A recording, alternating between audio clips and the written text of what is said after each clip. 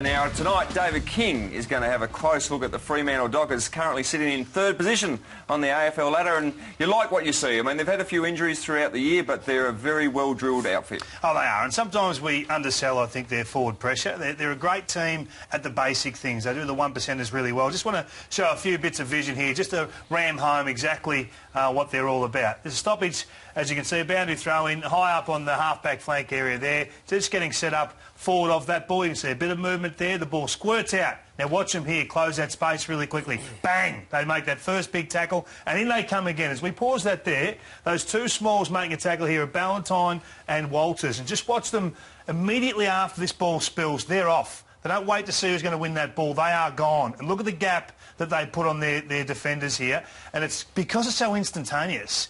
I think that's why they get the 4 or 5 metres. Probably could have given a little handball there, or but that's not part of the forwards program over there. You kick the goal when it's your turn.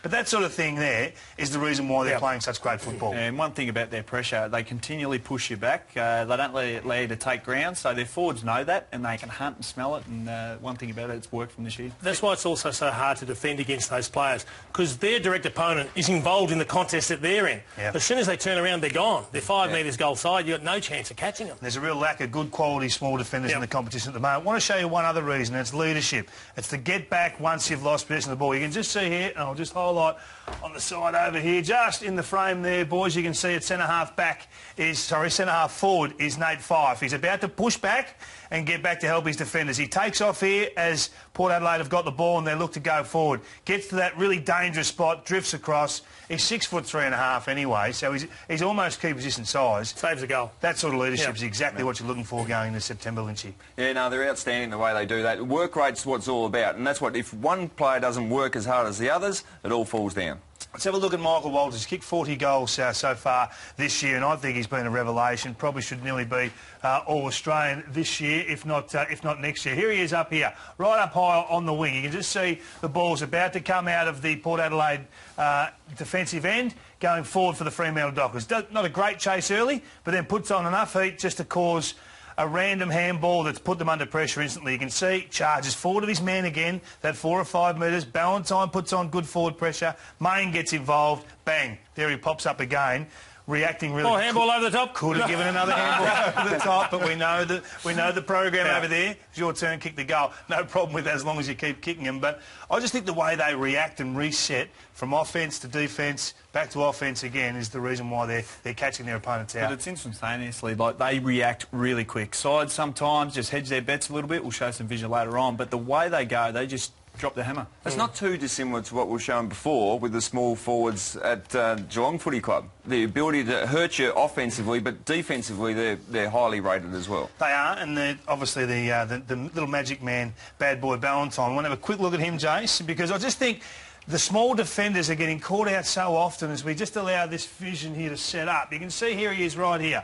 And he's up against Jonas, who's not a noted defender at this stage. But just watch the vision. He just tracks Ballantyne all the way. He has no idea where the ball is coming into that Fremantle forward line. Just look at him here as he wraps around. All eyes are on Hayden Ballantyne. He's just putting him in a little figure-8 lead so that he can't reset. He's never comfortable. He knows he's in trouble as soon as this lead starts. Ballantyne takes him back to the action late, puts a body check on, expects the drop of the ball to fall where it does. It's great team play, but in my opinion, you need to reset a bit earlier as a defender. You need to know where the ball's coming from and where your man is. Always got to give up some space, but don't just be dictated to for the best part of 15 seconds. You could try to concede the least dangerous space, and as a defender, you played half-back for many years, you try to push them in towards the boundary line or make sure that... I mean, Hayden Ballantyne on that occasion ran wherever he wanted to run. He was getting covered, but he wasn't getting body checked, so he dictated where he wanted to go, and in the end, he got to the right spot. One of the big issues for defences these days is they're always trying to shut down the key forwards.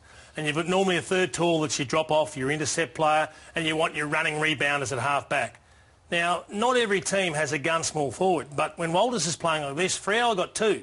And most teams don't have 2 shut-down small defenders that can close these sort of blokes out of the game. Yeah. So if your team's not playing well and there's not a general zone defence and plenty of pressure happening upfield, you're going to be in trouble. Oh, I couldn't agree more. And they've got Lachie Neale in good form now. And what do you call Main? Is he a key position player? Is he a small? Is he a crummer? Is he a marker? He's everything. He's everything. So the mix down there gives them a real chance, and they're going to challenge some defenders. There's no doubt about that. I want to have one look at a stoppage and just show you exactly what happens here. And this is as much about Port Adelaide as it is about the Fremantle Football Club. Fremantle going to the bottom of screen here. The ball just surges out of this stoppage here. A random play, bang, they're after it. Fremantle obtain possession. If we just pause it there, you can just see in this little circle here that the Fremantle player gets possession.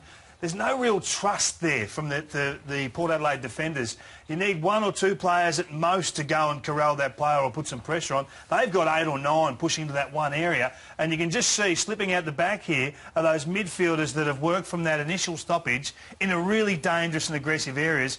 Without any pressure on at all, without any body contact. They've marked the ball 35-40 from goal. They could have raffled that. I mean, that's a disaster defensively. It's nearly back to the drawing board type defensive play there for Port Adelaide. They need to fix that in a real hurry. Yeah, big time. Yeah, I mean, just in terms of that defensive pressure, that wasn't great, but corralling, keeping to the boundary side. Fremantle, once they get inside, they'll cut you right up. What that tells me is the one position you don't want to play as you're growing up as a footballer is in defence. It's too hard. So you've got to practice your goal kicking. Make sure you can convert and get up the other end. Or play next to some really good ones. Yeah, you cover him, Arch, you got him, I'll take off. Yeah, beautiful. Now, speaking of Freo, they're the topic of conversation for the Vero Performance Indicators this week. And we have a look at their past 3 weeks, and they've averaged 21-7 for goals. So that's ranked number 1 in the competition. And then effective kicks. 168 kicks effective. That's number 1 also in the competition. So they're leading the way in many aspects of the game. And scores from turnovers, 230 points over the last 3 weeks. So they are dominating, and again, number 1 in the competition, and given up only 2 goals in the last 3 first quarters. So, I mean, that's amazing. They're restricting the opposition, making it very tough to score in the first quarters. And also, they're number 1 for restricting scores against as well. So, defensively, they're very good, but they've got the potency the other way. And especially with the guys like you were describing then, the potent X factors, the small forwards. Chris Mayne comes into that as a key player as well. Can I ask you, in terms of an ideal preparation heading in September, Freo, as you say, their numbers are outstanding. They've played GWS, they've played Melbourne, Port was a good scalp, they get St Kilda, who isn't expected to trouble them next week.